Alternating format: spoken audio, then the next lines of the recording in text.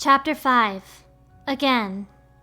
After Sora opened the keyhole, he found himself in... Huh? I'm back in Traverse Town. Sora commented as he looked around. He was standing on the glass roof of the botanical garden in the 5th district. Behind him, he heard a familiar voice. Why, hello down there, Sora. I've been waiting. When Sora turned around, he saw Joshua sitting with his legs crossed on the highest point of the roof. You do know you can wait on the ground, right? Come down so we can talk. Now? Apparently, that was too much trouble for Joshua. He lazily brushed away his long hair from his face. Now? What do you mean now? You're the one who said you were waiting. For a guy who was just complaining about Sora's timing, Joshua didn't seem to be in much of a hurry. Oh well. He reluctantly hopped down to Sora and ambled over toward him. You know, you're turning more into Neku every day. Sora cocked his head at Joshua's remark. I'm like Neku? Really? But listen, I'm glad you two showed up because... You too? Does that mean Riku's here? Sora cut off Joshua mid-sentence with a question of his own. Yes, but you and he are still a world apart. He didn't seem especially worried, though. He knows he'll find you. Yeah! The news made Sora happy, both that Riku was safe and sound and that they both believed they would find each other. Just look at Neku. He and the others all found their game partners. Oh, they're back home safe now? Joshua shook his head. Does that mean they didn't make it back? Remember what I told you. Their existence is on the line, and the Reapers are dead set on erasing them for good. But they found refuge in this world, and luckily, each other too. Reapers? Joshua started strolling off and Sora followed. Right, if Neku and the others want to get back to where they came from, they need to win the Reapers game. It's like a series of missions. Those are the rules of their home ground. Except, this time the mission is a tough one. Joshua stopped at the edge of the roof and turned to face Sora. They're pitted against a Dream Eater that can summon 100 more like it. So, I was sort of hoping you and Riku could help us out. You have your Keyblades, and with those, we might still have a chance. Well, I'm glad he's here with me. Maybe I'll actually get to see him this time. If he is, Riku's on one side of the portal and you're on the other. He might be by your side, he might be 1,000,000 miles away. You can't measure the distance in time or space, even without the wall between you. It's hard to say. What does that mean? You can't measure the distance in time or space. And we're in opposite halves of the world. Either way, Riku is definitely over there, and he met Joshua. Joshua seemed a little concerned, Sora noticed. Don't worry. Sora reassured him with a smile. He's with me, even when it might seem like he's not. Then you two are lucky, Joshua said, almost to himself, looking away from Sora for a moment. Joshua had volunteered a lot of information, but he had yet to reveal much of anything about himself. He said we're lucky. Does that mean he wants a connection like ours? Maybe there's someone, but he hasn't been able to bridge that gap. But times like these, he knew exactly what to say. Sora took an unconscious step forward. After all, this was really important. You and your friend are lucky too, Joshua. Joshua snorted. I appreciate you saying that with conviction, even though you have no idea what you're talking about. Hey! I do know too what I'm talking about. Or maybe I don't, but he still didn't have to laugh at me. Anyway, Neku and his partner are pinned down in the Fountain Plaza. I can count on you, right? Once his laughter had run its course, Joshua looked toward the 4th district. Always! Without further ado, Sora leaped down from the roof of the botanical garden with Meow Wow, and Dream Eaters arrived almost as if they had been waiting for him. We're in a hurry here! As Sora swung his Keyblade, he noticed the nightmares were much stronger than they had been during his last visit. Maybe that was because of that Dream Eater that could summon more of them? Neku and his partner could really be having a tough go of it. There's no end to them! Sora dashed through the pack of Dream Eaters and hurried to find Neku. Right about the same time, Neku and Shiki were squaring off with Dream Eaters in Fountain Plaza. This is starting to wear me down, said Neku's partner, Shiki, to the black cat plushie in her arms. Can we get a timeout? As Neku turned to Shiki, the huge bird-like spelican flying around them raised its staff and called lightning down right where he was standing. Shiki was sent flying and slammed headfirst into the fountain. To make matters worse, more nightmares were pouring out from the ground where the bolt had struck and attacking her with magic. Neku recovered his balance and jumped in to protect Shiki, but he didn't have time to repel the magic. He closed his eyes instinctively, but there was no impact. Cautiously, he cracked an eye open. Miss me?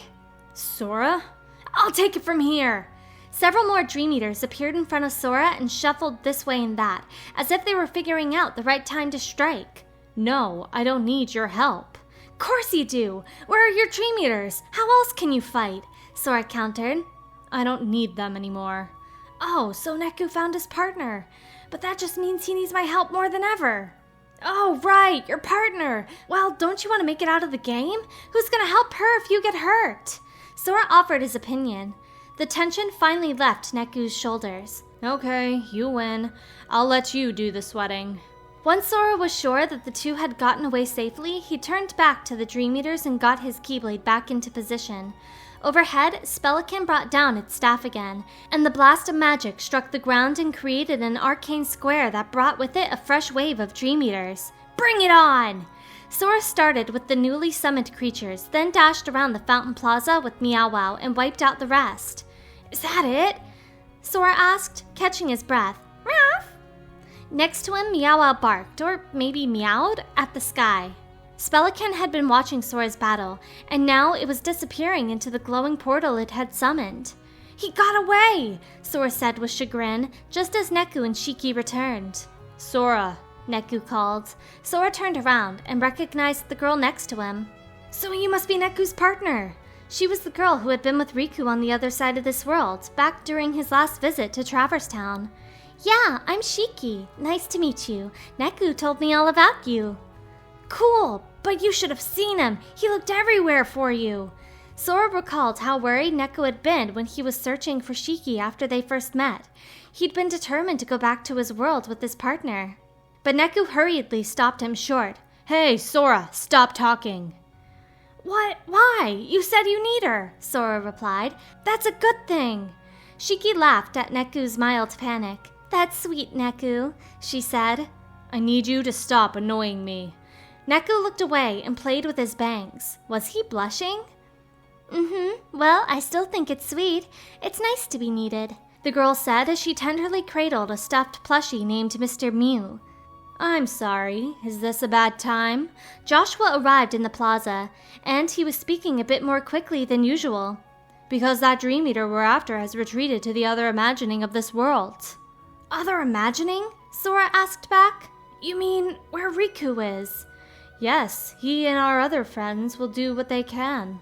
Well, if Riku's handling it, there's nothing to worry about, Sora thought. However, Joshua's expression remained gloomy. But we'll just run ourselves in circles at this rate. We need to trap that thing in one place, and then we can finish it. In other words, they needed to work together with Riku to defeat the Spelican for good. Trap it where? He asked. The 3rd district. Joshua responded immediately. Okay, we'd better hurry then. Sora took off running with Neku and Shiki, but then Neku came to a halt. Joshua, he said without turning around. Yes, Neku? Joshua regarded him curiously. Tell me, are we really gonna make it home? He sounded uncertain. But Neku, I thought you couldn't afford to lose. Give up yourself, and you give up on the world, Joshua said to Neku's back, as airy as always. Right, so I'll see you there? Joshua's breath caught in his throat. Stunned, he asked, Me? Neku finally turned around to face Joshua directly. Yeah, you're my friend. It's your home too. Joshua closed his mouth, then smiled. Maybe it's you that's turning into Sora. He walked slowly toward Neku. Huh?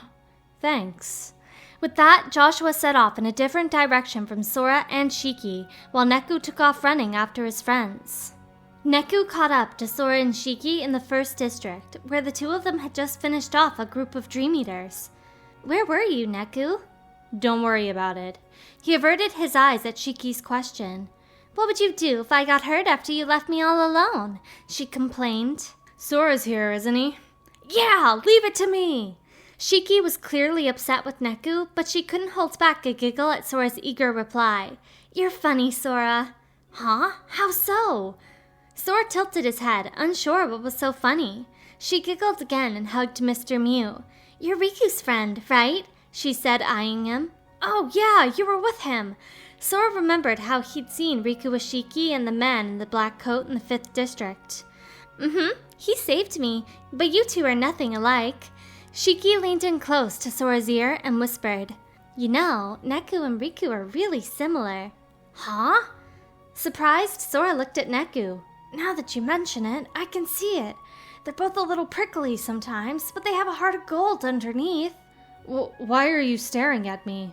Neku returned Sora's gaze a bit uneasily. Yeah, you may be onto something, right? Sora and Shiki shared a grin. What are you two talking about? Neku grumbled. Shiki laughed again. Our secret, right, Sora? Yup, it's just between us. Sora laughed too. Neku was a little miffed at being left out, but after a short silence, he began walking to the door to the 3rd district. Let's get moving, you two. Okay!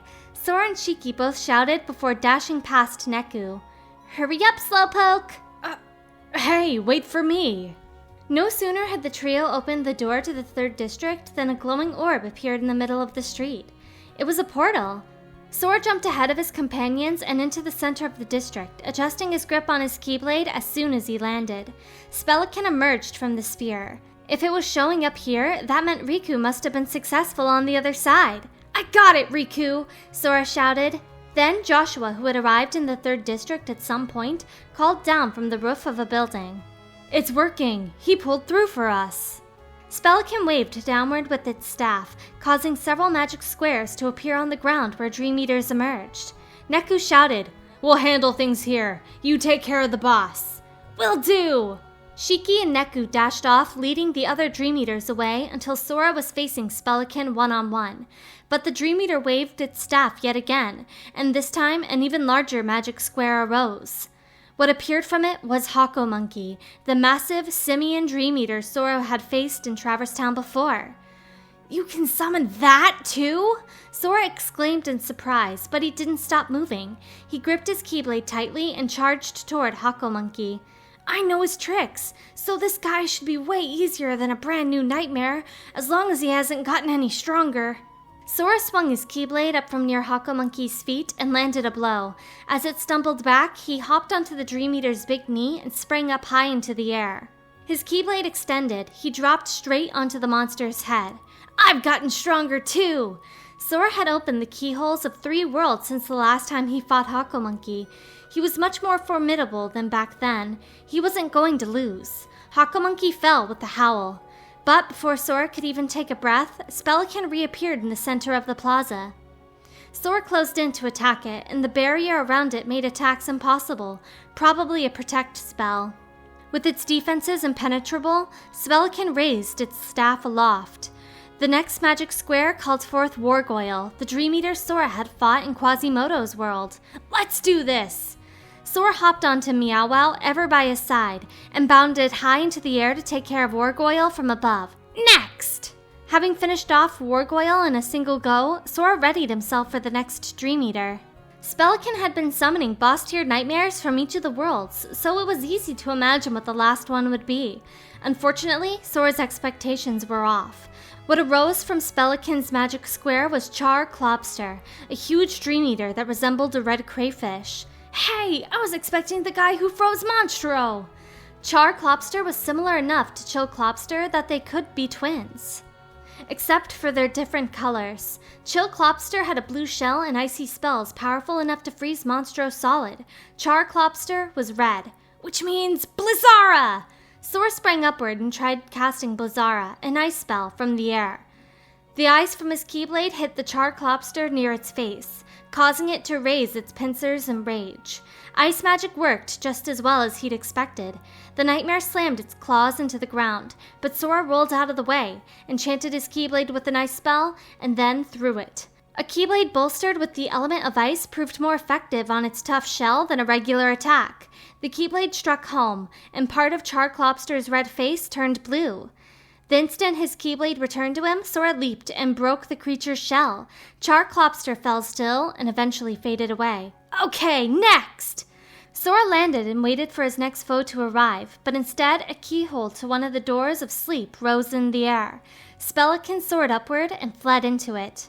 Not again! Neku, Shiki, and Joshua ran over to the disappointed Sora. "Hey Josh, where'd it go?" Neku asked Joshua. "Somewhere else. Out of Traverse Town and out of my reach. We'll just have to let it go." "Great," Neku replied with disappointment. "So we failed the mission?" Shiki nervously asked. Joshua lowered his eyes. "I'll go after it," Sora announced without hesitation. "Come on, I'm not an actual player. Can't I bend the rules?" He grinned, causing Neku and Shiki to both smile. "Well, I guess the rules of the world don't apply if your hearts are connected, right, Sora? That's how you roll." "Right, then it's settled," Sora answered, holding out his keyblade to the keyhole. Behind him, Neku called his name. "Sora." "Huh?" Sora glanced back at him. "Thanks. It wasn't easy, but you made it easier." "Yeah. See? Making friends isn't hard at all. Anyone can do it." "Wow, Neku," Shiki said with a smile. "You've changed." "Huh? You think?" Neku asked. "Yeah, you're less dorky." "What?" Neku wasn't ready for that. With a giggle at her friend, Shiki turned to Sora. "Once you find your friend, Sora, you should come hang out in our town." "Definitely. See you in Shibuya," Neku added. "Sure, it's a deal," Sora replied to both of them. Shibuya, a town he'd never heard of before, in a world he'd never visited. "Of course I want to go if you guys are there." Sora held out his hand toward the other three. Shiki was the first to take it, and then Neku placed his own hand on top of them both. Joshua was standing on his own with his hands in his pockets, but he looked at Sora and then slowly added his hand to the pile. "Anything I should pass on to Riku?" Joshua asked Sora, but Sora had only one answer for him. He shook his head. "Nah, I'll see him soon." "Okay." The four of them smiled together. "Well then, I guess I'll be on my way." Sora turned away from the other three and raised his keyblade once more. The beam lanced into the keyhole, opening the door to another new adventure. "Okay, on to the next world."